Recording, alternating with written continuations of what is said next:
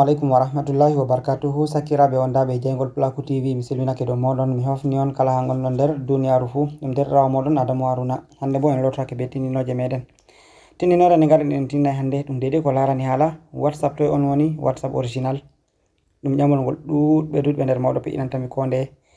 nder WhatsApp ji en naftirta ɗo en andi WhatsApp ji ɗo fere daga GB WhatsApp, Yo WhatsApp, WhatsApp Messenger, WhatsApp Business, WhatsApp Fuat, WhatsApp FM e ko nandi be maji ni ɗuɗɓe nder moɗon ɗo ƴamtomi. e WhatsApp ji ɗi kam ɗum gaye woni WhatsApp original. En andi to en laari kujeji kam en keɓai deidei latti original, ɗum latti deidei na ɗum original bo. en gaye WhatsApp o hani deidei goɗɗo naftira téléphone muɗum ta yida be probléme. en andi ɗuɗɓe nder meɗen ɗon giida be deidei blokanego numéro ji. e dalila ɗume watta ɓe blokana goɗɗo numéro man ɗo, e dalila ɗume watta fere WhatsApp maɗa tawa dat maga wati habda ha waɗa mise à jour maga, ɗum salon ma waɗugo mise à jour e ko nandi be majum ni. gaye WhatsApp ma hani goɗɗo naftira nde WhatsApp ji ma ɗo. ƴamol ngol ɗuɗɓe nder moɗon ƴamtotomi pe inantami. dalila mai ɗo mi accuwa mi waran mi wolwana mi tinninen kujeji mai ɗo seɗɗa. kamma ɗo marɗo haje andugo deidei ko sendindiri WhatsApp ji man. e gaye WhatsApp hani moe fu naftira watana video ɗo hakkilo diga arande ha yahugo ragare heɓa fama deidei no ɗum tammi salorago. amma hedde ko mai deidei ko larani ƴamiɗi ƴameten ƴamiɗi sakafa miɗo yettira on be majum sosai. miɗo yi'a ɗuɗɓe nder moɗon no gaɗirta commentary to min pe'ini ƴamol ɓe ɗon jaabo. e non video ngol min gaɗi kenya ko larani hala YouTube min ƴami moe fu windana min deidei nokkure nde woni. ɗuɗɓe nder moɗon bindi mi laari message ji mon ɗuɗɓe. ngam mai ɗo mi yetti on pat moɗon mi seyake deidei be yugo deidei no bindirɗon commentary ji mai ɗo on commentary on mbi moe fu wi min deidei ha nokkure nde woni. ngam mai ɗo mi sewrake be maka min getti on ko ɗuɗi. non ko larani ƴamol ngol ƴameten hande bo ɗum ƴamol ngol sakafa en mbi en ɗottoro moe fu bo habda windana en jawabu man ha les babal commentary. ƴamol ngol min ƴamata hande mi yiɗi mi ƴama en ɗum moejo woni président du Sénat Cameroun. président du Sénat deidei majalisaru maundu président du Sénat Cameroun hakkunde yimɓe tato ɗo. arande man ma Aboubakary Abdullahi, deuxième mai bo Issa Chiroma Bakary, troisième man bo Marcel Nyat Njifenji. hakkunde yimɓe tato ɗo ɗum moejo woni président du Sénat. en mbi arande ma Aboubakary Abdullahi,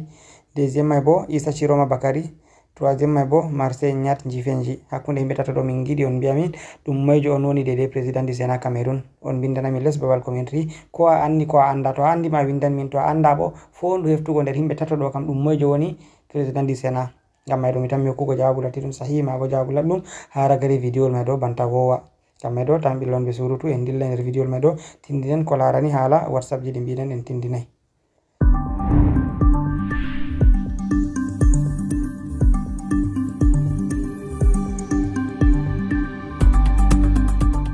yawa sakiraɓe banta mi matini on ko larani hala WhatsApp ji. en andi WhatsApp ji do qualité fere en tindinan seɗɗa nder maji ɗi ɓurna nder meɗen fu naftirta. ɓurna fu en ɗon naftira be WhatsApp ji isin WhatsApp Messenger, WhatsApp Business, GB WhatsApp, Yo WhatsApp, WhatsApp FM e ko nandi be maji. WhatsApp ji kan andi ɗi ɗuɗi sosai en potari en limti daɗi.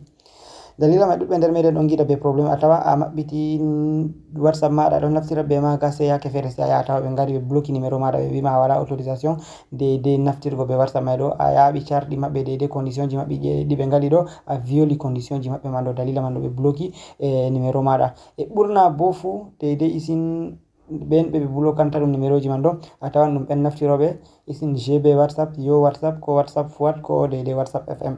kamera miɗo matina on WhatsApp ji ɗiɗi giɗon ɗiɗi kote ɗo ɗi pat maji ɗiɗi giɗon ɗo daga GB WhatsApp, Yo WhatsApp, WhatsApp FM, WhatsApp Fuat e ko nandi be maji ɗi pat ɗum fo na ɗum original. kala naftiroɓe WhatsApp man fu anda ɗon nder deidei no mi wiyata nder probléme. ko ɓe maɓɓanima WhatsApp maɗa ta hayɗin ta deidei felu yimɓe e kuje ɗo société WhatsApp man ɗo felu hoore maɗa. nda WhatsApp ji ɗiɗi ɗi giɗon gal kote ɗo bo kanjum woni WhatsApp ji original. WhatsApp Messenger e WhatsApp Business kanjum woni WhatsApp original. deidei on mo yiɗa yidugo be probléme blokanego numéro ma bo hala waɗugo mise à jour e ko nandi be majum fu nda ɗiɗo ɗo on WhatsApp ji hani o naftira.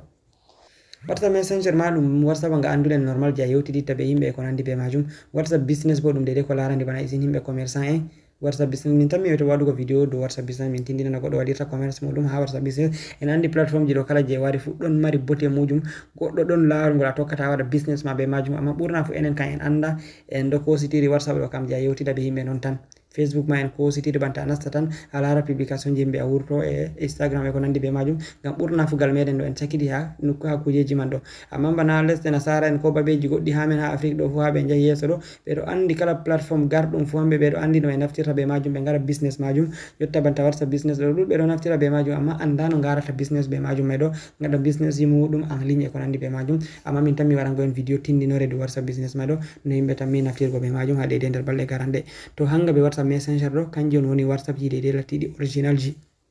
amma ko wadi whatsapp mi duri e ko wadi dinda me mari problem mi do matina en andi society whatsapp kanga ngota society whatsapp nde be mabbiti whatsapp do whatsapp hebi de himbe accepti dum do yaha dum do fonctiona de no hani wobbe fere bo se ngari ko créer go whatsapp jimu en whatsapp ni e andi whatsapp bo acceptata ko banni may do to be ngada ni be non may do be do barana be lumo e ko nandi be majum exemple bana min mi création am Jengol Plaku TV ko mi do mari groupe jam je Jengol Plaku TV mi do huwa kugal am sey goddo yangal do yaha sosai si wi kayde kugal Jengol Plaku TV do yaha accu min bo ha mi créa je amin ma mi warana dum Jengol Plaku TV heba to goddo laari je to yani sey nanditina dum banta dum je amman do sey yanata tan min bo to yidi ma mi beddan kujeji fere de je be ngadata dum ha Jengol Plaku TV min bo sey mi wada dum heba hakkilo mabbe fu acca ha to ya warta ha am mi tan mi on pami sin majum man do exemple min don bolwa de ko larani ala application ji tan e ko nandi be majum hanko to creation mako ko mabbiti group mako o do wolwa hala application ji man e ko larani hala telephone o wolwa bo ko larani ko hala isin marketing des réseaux isin ko larani commerce en ligne ko nandi be majum ni no godo tefirta shede en ligne hanko bo wadda ayi goddo buran horugo hakilo mudum do to do man gam ko wadi ko watte man de dudi ton to banni on de isin diman whatsapp ji ngadi isin gb whatsapp isin yo whatsapp ko nandi be majum andi gb whatsapp yo whatsapp be ngadi no option de isin je wawan ay tabana himbe kuje jour e non to ado en ligne a waran de be ngiata ma en ligne be ngadi option de groupe ji mara do fere babal e kuje do conversation mara be himbe discussion mando dum do fere babal groupe ji fere babal appel fere babal statut fere en andi whatsapp ji di isin messenger be business bo dum wala non medo be ngadi option ji fere ni whatsapp medo tan naftira be manga ngado yahamma no bernde yidi kam wala ko yotti nga welugo banni be ngadi to duubi didi ko sali wakkati whatsapp ji mado di be ngadi di whatsapp original medo be avertisi himbe be mbi himbe kala on naftiro be gb whatsapp ko yo whatsapp be ko nandi be maji man fu to be blokani dum numero ni anda problème ay diga mudum ngam be do maro be violi loi de chardi de whatsapp man do be do jaabe do naftira dum do sorkere na mi wiata dum nako do lawol ngol laabay ni mi tan mi pami si majum man do exemple ni be mabbiti be do huwa dum société mabbe goddo fere bo wara mabbita même chose c'est comme si dum kanjum man do c'est whatsapp bo wi acceptata to kanjum wadi be do mari condition ji mabbe hambe whatsapp man bo kanjum wadi whatsapp ji medo to wadi a télécharger di to a laari der condition ji mabbe be wiete to a wadi ni be blokante numéro to kanjum watta burna fu on giabe bloki de numéro ji modon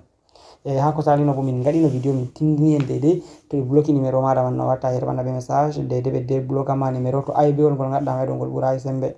mais amman to ayda be bloka ma numéro ayda problème to nda whatsapp ji didi whatsapp messenger whatsapp business kanji on a télécharger ta e nembo mi do matina kala whatsapp ngan na whatsapp tan kala application wa violunga de luanga de be acceptaki be kuje do mudum fu atawata nga play store be kala application nga la bay fu be ngata tanga isin gb whatsapp ko whatsapp mando atawata di ha play store to amadi haja télécharger naftira di do se ada bitira gal google chrome to na hebi kadi don ma burna fu se to hebi lien maji kala application nga gida ha play store ha be mi wadum gb whatsapp ko whatsapp fu bo to télécharger nga huwantama atawa nga huwata mi on pami amma whatsapp messenger e whatsapp business do kanji ha play store tan ada bititati to ndasi ha play store a windi ni exemple man ndabana do jotta to mari mi nasi do to mi wari mi windi whatsapp business ni da deja be gaddaniyam da whatsapp business mi wawan mi télécharger da whatsapp business mi on dari to mi warayno mi nasta mi winda e whatsapp messenger bo to whatsapp messenger mi wari mi windi ni be gaddanayam deja da whatsapp messenger deja be gaddaniyam gel mi on dari amma to mi waranno mi wara mi winda exemple man do gb whatsapp mi warano mi winda gb whatsapp banni mi tammi on dari nda do ko be gerbono yami tammi on dari be windani am aucun résultat pour gb whatsapp hebata ko ha play store c'est to ha google ko wadi play store yerdaki ngam ko wadi ngai bidina chardi ngado mari problem to kanju wadi min fu mi don naftiro be gb whatsapp man ko wadi ngam kado weli naftirgo mais amma ngado mari problem kala naftiro be maga fu anda ngado mari problem ko a wiya mi yerba ma gb whatsapp naftira nga mi wi ma yoban kaza mi yerba manga to mi yerba ni manga kam andu ngado mari problem kam yawa ɗo on mi yiɗi mi famnon to goɗɗo yerdake wawan noon ma supporta en men naftira be maji ma bisimillah to yi a wawata bo ɗon bo a wawan accugo yawa ɗo on deydey seɗɗa deydey ko sendindiri application ji man ɗo mi tammi on paami to ko goɗɗo famtayi bo wawan windango min les babal commentary ƴamto min ngam may ɗo on jarama sakiraɓe sey deydey ko larani jawabu ƴamol ngol ƴamɗen en mbi moyjo woni président du sénat lesdi Cameroun hakkunde yimɓe tato en mbi Aboubakary Abdoulaye be Issa Chiroma Bakary be Marcel Nyat Njifenji hakkunde yimɓe tato ɗo moni président du sénat Cameroun jawabu labɗum ma bo jawabu latiɗum sahihi ɗum Marcel Nyat Njifenji hanko on woni président du sénat lesdi men Cameroun ngam may ɗo mi yetti on deydey ɓen hokkuɓe jawabu man on pat moɗon mi yetti on mi seyake be wigo commentary ji moɗon mi seyake sosai Allah barkiɗin ngam may ɗo wala ko mi wawata wigo on sey to en potti ha deydey video tammigol warugo yeso ɗum derɗirawo moɗon Adamu Haruna. Wassalamu alaikum.